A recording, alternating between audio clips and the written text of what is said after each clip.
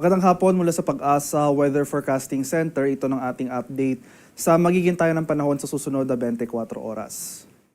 Kaninang alas 3 ng hapon, huling namataan itong low pressure area na ating minomonitor sa layong 1,570 kilometers silangan ng northeastern Mindanao. Sa ngayon, nananatiling maliit yung chance na nasabing low pressure area na maging bagyo within the next 24 hours, and as of now, wala pa nga itong direktang epekto sa anumang bahagi ng ating bansa. Gayun pa man, dahil sa epekto ng shear line ay yung salubungan ng mainit at malamig na hangin, asahan natin ang mataas sa tsansa ng mga pag-ulan for the next 24 hours sa malaking bahagi ng Visayas as well as portions ng Bicol Region at itong portions ng Caraga. Meanwhile, for Metro Manila at nalalabing bahagi ng ating bansa, generally fair weather pa rin ang ating inaasahan for today.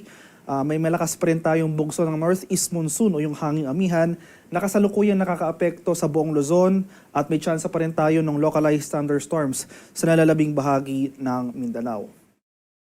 Para sa karagdagan detalye para sa ating low pressure area na may monitor, so base sa ating latest tropical cyclone potential forecast na issued, inasahan natin ang hindi natin inaalis yung possibility ng tropical cyclone development or pamumuo ng nasabing low pressure area patungo sa isang bagyo towards the end of the week na kung saan posible itong lalapit dito sa silangang bahagi ng Visayas at Mindanao area, possible itong tumawid dito sa may Visayas area, so makakaapekto ito sa malaking bahagi ng Southern Luzon, Visayas at Mindanao in the coming days. So posible ba magbago yung scenario na ito? So inulit ko po, no, as of now, low chance na maging bagyo within the next 24 hours. Pero hindi natin inaalis yung posibilidad ng development in the coming days. Kaya patuloy tayo mantabay sa mga succeeding weather updates na pinapalabas ng Pag-asa ukol sa nasabing sama ng panahon. Para naman sa magiging lagay ng ating panahon bukas dito sa Luzon, so for Metro Manila and most of Luzon, ay generally fair weather conditions sa ating mararanasan, partly cloudy to cloudy skies, bahagyang maulap, hanggang sa maulap na papawirin, sasamahan lamang yan ng mga light rains o yung mga mahihinang pag-ulan na dulot ng amihan. Asan pa rin natin yung mababang minimum temperature, especially sa madaling araw, dahil may kalakasan yung surge ng ating northeast monsoon. Sa areas naman ng Palawan, Visayas at sa Mindanao, itong shear line patuloy na magdudulot ng mga pag-ulan sa malaking bahagi ng Visayas, pati na rin dito sa portions ng Caraga, particular na sa Medinangat Islands, Surigao del Norte, at Surigao del Sur. Kaya especially itong eastern section ng Visayas as well as northeastern Mindanao, patuloy po tayong maging handa at alerto sa mga banta ng flooding or landslides, lalong-lalo na kung tuloy-tuloy yung mga pag-ulan na ating mararanasan. Meanwhile, for Palawan and the rest of Mindanao, generally fair weather ang ating inaasahan. May mga light rains pa rin tayong posibleng maranasan sa may Palawan at tsansa naman ng localized thunderstorms ang mararanasan sa rest of Mindanao. Ito yung ating latest weather advisory issued kaninang alas 5 ng hapon. 24-hour rainfall outlook natin, inaasahan pa rin natin yung mga pag-ulan dito sa malaking bahagi ng Eastern Visayas, Caraga area, so particular na sa mga lalawigan ng Eastern Samar, Biliran, Leyte, Southern Leyte at Dinagat Islands. Ito po yung mga lugar na pinakamaapektuhan since ito yung mga lalawigan sa easternmost portion ng Visayas at Mindanao. Ito yung mga lugar na pinakamararanasan yung mga pag-ulan na dulot ng shear line, kaya patuloy po tayong maghanda at maging alerto sa mga flooding or landslides. Mag-monitor rin po tayo ng ating mga localized advisories, yung mga heavy rainfall warnings sa ating mga lokalidad. At para naman sa kalagayan ng ating karagatan, sa kasalukuyan, wala pang nakataas na gale warning pero iba yung pag-iingat pa rin sa ating mga kababayan na maglalayag, especially dito sa northern and eastern seaboards ng ating bansa dahil makakaranas pa rin tayo dyan nakatamtaman hanggang sa maalong karagatan.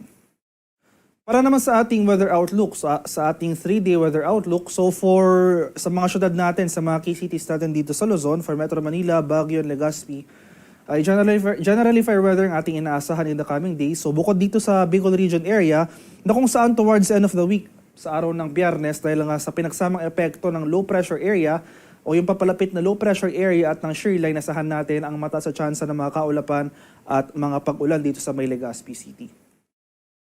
Sa area naman ng Visayas, so sa araw ng Miyerkules, mababawasan yung mga pag-ulan na dulot ng shear line dahil inasahan natin yung pag-recede o yung pag-atras ng axis ng ating shear line. So generally improving conditions ng isang araw dito sa western and central portions ng Visayas. So Metro Cebu and Iloilo City for Wednesday. Generally fair weather ang ating inaasahan. May light rains pa rin tayo na dulot ng amihan. Pero itong eastern section ng Visayas, sa may eastern Visayas, towards the end of the week, so Thursday and Friday, buong Visayas na, makakaranas muli tayo ng mataas sa tsansa ng mga pag-ulan. Dulot din ang pinagsamang epekto ng approaching LPA at ng shear line o yung salubungan ng mainit at malamig na hangin. Kaya muli, umantabi po tayo sa mga succeeding updates sa pinapalabas ng Pag-asa. Para naman sa Mindanao, particular na itong northern and eastern portions ng Mindanao. So sa mga rehiyon yan ng northern Mindanao, Caraga at Davao Region, mapapansin po natin no, Wednesday to Friday, magpapatuloy itong maulang panahon dulot ng low pressure area at ng shear line. So possible, malaking bahagi na ng Mindanao, including itong western portion ng Mindanao sa may Zamboanga Peninsula, by Friday, makaranas rin tayo ng mga pag-ulan. So posible pa magbago yung scenario natin with regards sa approaching low pressure area. Muli, patuloy po tayong umantabay sa mga succeeding weather updates na pinapalabas ng Pag-asa. Ang haring araw dito sa Kamaynilaan ay lulubog mamayang 5:55 ng umaga at sisikat naman bukas sa ganap na 6:24 ng umaga. At para sa karagdagang impormasyon tungkol sa ulat panahon, lalong-lalo na sa ating mga localized advisories tulad ng heavy rainfall warnings, rainfall advisories, ay follow kami sa aming social media accounts at UST_Pag-asa. Mag-subscribe na rin kayo sa aming YouTube channel sa UST Pag-asa Weather Report at palagi bisitahin ang aming official websites sa pag-asa.ust.gov.ph at panahon.gov.ph. At yan lamang po ang latest mula dito sa Pag-asa Weather Forecasting Center. Magandang hapon po sa ating lahat. Ako po si Dan Villamil Gulat.